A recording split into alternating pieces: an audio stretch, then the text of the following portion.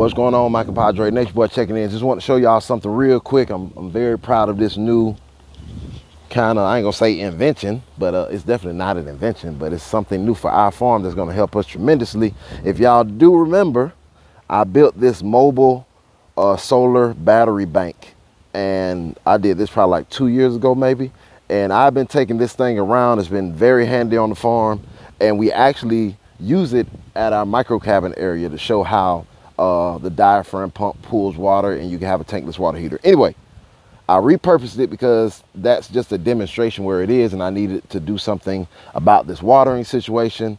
And basically what I have in the box again is a battery, deep cycle, a marine battery. We got our inverter and our charger control inside. Out here, I can cut it on and off from the button. And what's going to happen is this diaphragm pump obviously is plugged up inside in the inverter, but this basically works like on-demand power.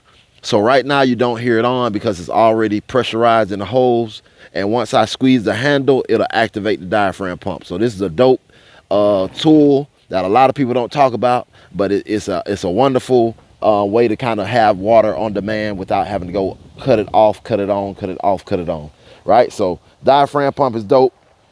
We got our hoses, we got them configured. I can detach from there too. I'll show y'all in a few, but that's kind of how I have it configured. So it's on, obviously. And now this is the dope part. I wanted to see how far it could go. So this is a 100-foot hose. And again, we've been watering all this stuff by hand. And if y'all know how it is, if you got a little garden, it's kind of cool. But when you got, you know, all this stuff, food forest back there, like we spend about an hour and a half watering every day. And we definitely have some help with that too, thanks to Miss Bernice. She's been doing a wonderful job. Here, another solar irrigation system I was trying out last year, and it works well. But I think we just found our solution. And again, we have all these watering tanks already configured around the property, right? I just stick that nose in there again. We got water tanks everywhere out in the field as well. So I wanted to see how far it would go. And check this out, y'all. On demand again.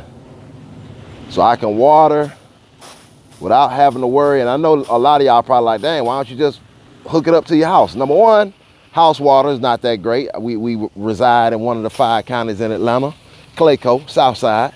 And you know, that water be smelling like straight bleach sometimes. And then 2, this is an older home that we're in, and we only have water hookup on the back. And our property is a little over 3 acres, and it's just really hard to get the water from the back to go all the way up here. So again, I brought my hose down from up there, again, 100 feet. It goes and pushes the water up there with no problem. So right now it's on, but you don't hear it. Now watch this.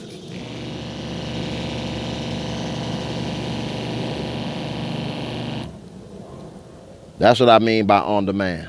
Literally, once you squeeze the trigger, it activates the pump. So it's not just draining the battery. It only cuts on when it's needed. And again, let's say I'm done using it in this area. I need to take it around to the other side to the farm. Maybe, you know, I do one area a day, or we do one area a day. I'm gonna close it off from here. Then I can just simply disconnect. Boom, I disconnect. Now I can take my hose and walk to another area. Again, this is on a dolly, as you can see. So I can just roll that on to the next area, plug it back up, real simple.